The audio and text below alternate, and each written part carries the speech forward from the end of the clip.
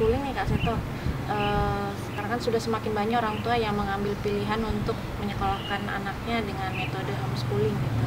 Nah, apakah kemudian ada perbedaan anak yang di sekolah formal dengan yang homeschooling, kemudian kira-kira apakah ada efek negatif maupun positifnya? Iya, homeschooling ini harus ditekankan, bukan not just school at home ya, bukan schooling yang hanya di rumah sehingga dia kurang bersosialisasi, kurang bergaul dan sebagainya, tidak. Tetapi schooling yang homey sebetulnya.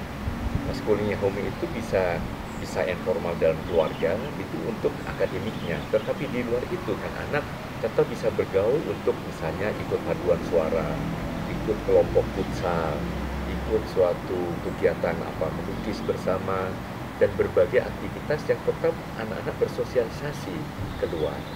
Atau juga ada yang ini tadi informal, homeschooling yang non formal itu kalau mereka tetap masuk dalam suatu kegiatan persekolahan, tetapi tidak formal yang tiap hari masuk misalnya. Itu misalnya beberapa yang sudah berkembang seperti homeschooling kami itu seminggu hanya 3 kali, per hari hanya 3 jam.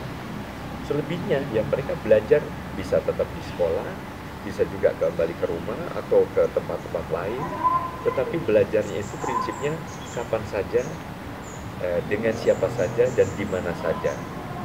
Dan salah satu hasil dari homeschooling yang sudah kita terapkan hampir 10 tahun ini, beberapa alumninya ada yang diterima di Fakultas Kedokteran UI, Fakultas Kedokteran USU, kemudian di ITB, di Akademi Kepolisian, bahkan juga di beberapa negara.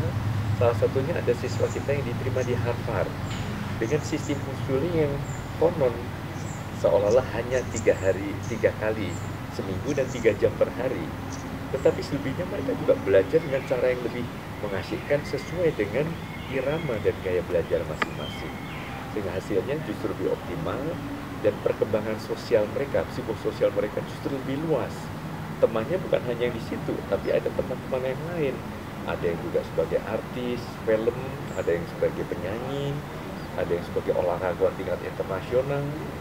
Bahkan salah satu siswa kami, ada yang pernah diundang oleh Ratu Elizabeth dari Inggris karena kemampuannya untuk memotivasi para teman-teman lain yang sama-sama tunarungu.